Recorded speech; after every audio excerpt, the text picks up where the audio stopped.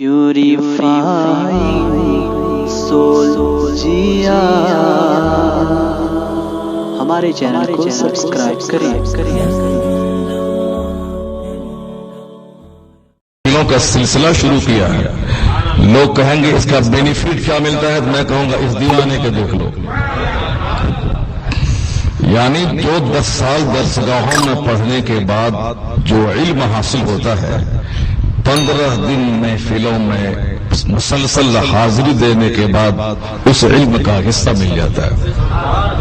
الحمدللہ اب دوسرا نیا خطیب کوئی نظام آباد میں آئے گا اور وہی پرانی تقریر کر بیٹھے گا تو سامعین تو سب بولیں گے کہ یہ سب تو ہم لوگ پہلے سنے ہوئے ہیں۔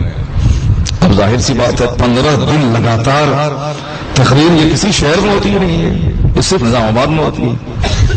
باقی جگہوں پہ 10 دن کی تقریر ہوتی ہے، کہیں 6 دن کی تقریر ہوتی ہے، اور گجرات میں 11ویں شریف کے موقع پر 11 تقریریں ہوتی ہیں۔ لیکن یہ صرف نظام آباد کو یہ شرف حاصل ہے کہ 12ویں شریف کی تیاری میں 3 دن پہلے سے تقریر اور 12 دن اس مہینے میں 15 تقریر ہو جاتی ہے۔ یعنی ایک چلتا پھرتا مدرسہ اس جلسے کی صورت میں آ جاتا ہے۔ اللہ تبارک و تعالی میلاد کمیٹی کے سارے ذمہ داران، اور میں اکثر و بیشتر اسی چہرے کو دیکھ رہا ہوں جو چہرے کمپلیٹ 15 دن اس جلسے میں شریک ہوا کرتے ہیں۔ لاکھوں کی آبادی ہے اس شہر میں، مگر اور سب دکھائی کم پڑتے ہیں۔ ظاہر سی بات ہے وہ لاکھوں اپنے گھروں میں سوئے ہیں، انہیں پیسہ، مال، دکان، بلڈنگ، گاڑی سب چاہیے، اور ان مصطفیٰ کے دیوانوں کو گاڑی مکان ہی سے جنت چاہیے۔ اللہ تبارک و تعالی آپ سبوں کو جنت نصیب فرمائے، ان اولیاء و صالحین کی صحبتوں میں جنت الفردوس میں مقام عطا فرمائے۔ ظاہر سی بات ہے جو جس سے محبت کرتا ہے اس کا حشر اسی کے ساتھ ہوتا ہے۔ کوئی سلمان خان سے پیار کرے اس کا انجام اسی کے ساتھ ہوگا، کوئی امیتابھ بچن سے پیار کرے اس کا انجام اسی کے ساتھ ہوگا، کوئی صاحب گاندھی نہرو سے پیار کرے اس کا حشر اسی کے ساتھ ہوگا، اور جو کوئی غوث و خواجہ سے پیار کرے، اعلیٰ حضرت تاج الشریعہ سے پیار کرے، اس کا انجام انہی کے ساتھ نہ ہوگا۔ چونکہ حضور فرماتے ہیں المرء مع من احب، a man will be with those whom he loves۔ آدمی اسی کے ساتھ ہوگا جس سے وہ پیار کرتا ہے۔ ایک میں نے حدیث ابھی بالکل تازہ پڑھی میں نے کچھ دن پہلے کہ اللہ رب العزت کے محبوب بندوں سے جو پیار کرتا ہے، جو دوستی کرتا ہے، تو دوستی کرنے والا مشرق میں رہے، اور جن سے دوستی کی جا رہی ہے وہ مغرب میں رہے، اللہ تعالیٰ قیامت کے دن بیچ کی ساری دوریاں ہٹا کر ان دونوں کو ایک جگہ جمع کر دے گا۔ اب رہنے والا ہندوستان میں رہتا ہے، اللہ کے ولی بغداد معلیٰ میں رہتے ہیں، یہاں سے لے کے بغداد تک کی دوری کئی ہزار کلومیٹر کی۔ اس حدیث پاک کی روشنی میں جو صدق دل سے غوث اعظم سے پیار کرے گا، قیامت کے دن اللہ اسے غوث اعظم کی بارگاہ میں جگہ عطا فرما دے گا۔ اب کہتے ہیں کہ اولیاء و صالحین سے محبت کرنے کی خیرات کیا ملتی ہے؟ حضور نے آخری بات کہہ دی، آدمی اسی کے ساتھ ہوگا جس سے وہ محبت کرتا ہے۔ اس لیے محبت کا پیغام ہمارے بزرگوں نے دیا، کیوں کسی نیتاؤں سے، کیوں کسی غنڈوں سے، کیوں کسی زمینداروں سے، کیوں کسی جاگیرداروں سے، کیوں کسی نوابوں سے محبت کرو؟ کام اگر پڑے تو گدھے سے بھی کام لے لو۔ ظاہر سی بات ہے گدھا گاڑی کو کھینچتا تھا پہلے، کام پڑے تو ہاتھی پہ چڑھ جاؤ، کام لگے تو گھوڑا سے سواری کا کام لے لو، کام لگے تو کسی یہودی مشرک کو اپنے دفتر میں رکھ لو، کام سے کام کرو، مگر یہ دل کسی کافر سے نہیں، یہ دل اللہ کے ولی سے لگاؤ۔ اور محبت اور دوستی مومن سے کرنا، حضور فرماتے ہیں لا یاکل طعامک الا التقی ولا تصاحب الا مؤمنا، یعنی دوستی مت کرنا مگر مومن سے، اور کھانا مت کھلانا مگر نیک لوگوں کو، یعنی تیرا دسترخوان متقیوں کے لیے پھیلا رہے۔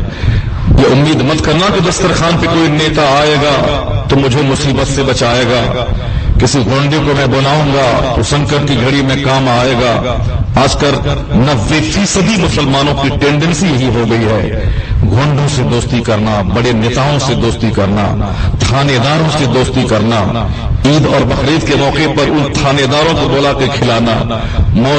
کچھ مؤذن بتا رہے تھے ابھی کچھ دن پہلے، میں کہیں گیا تھا یاد نہیں آ رہا، وہاں کہہ رہے تھے کہ حضرت ایسی خشک جگہ ہے یہ کہ اگر بقرعید کے دن، بہار میں ایک علاقہ ہے اورنگ آباد کا، وہ کہنے لگے کہ حضرت ایسی خشک زمین ہے یہ جہاں میں کئی سال سے رہتا ہوں، اگر بقرعید کے دن آپ رہیں تو شام ہو جائے گی ایک بوٹی گوشت کوئی نہیں کھلائے گا۔ یعنی مسجد کے مؤذن کو کوئی پوچھنے والا نہیں، مسجد کے امام کو کوئی پوچھنے والا نہیں، اور ان لوگوں کے یہاں جنہوں نے 25-25 ہزار روپے کا بکرا ذبح کیا، 2-2 لاکھ روپے کے بکرے ذبح کیے، ان کے دسترخوان پہ کون بیٹھا ہے؟ تھانے دار بیٹھا ہے۔ ان کے دسترخوان پہ کون بیٹھا ہے؟ صاحب نیتا بیٹھے ہیں۔ ان کے دسترخوان پہ کون بیٹھا ہے؟ گونڈا بیٹھا ہے۔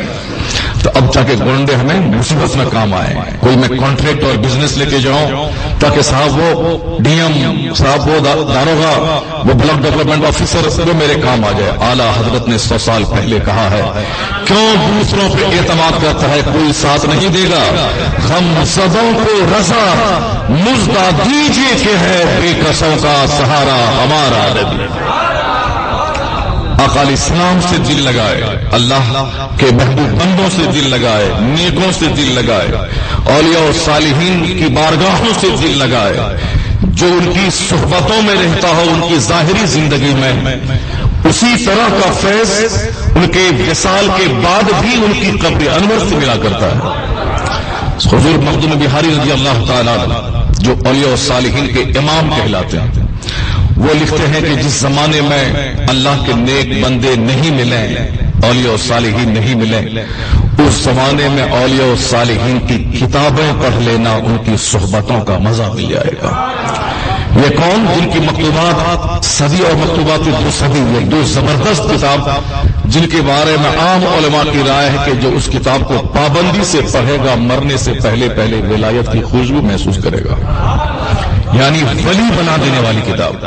وہ کتاب اپنے مریدوں اور اپنے خلفاء کو انہوں نے جو خط لکھا وہی خط ہے جو ان دو مکتوبات میں جمع ہے، کسی میں 100 خطوط ہے، کسی میں 200 خطوط ہے۔ ابھی کچھ دن پہلے میں اچل پور آیا تھا مہاراشٹر کے، وہاں ایک صاحب سجادہ نے مجھ سے، اس شہر کے قاضی نے مجھ سے کہا کہ حضرت میں نے جب سے وہ کتاب پڑھی ہے میں نے دل میں جو انوار و تجلیات محسوس کیے ہیں میں اس کو الفاظ میں بیان نہیں کر سکتا۔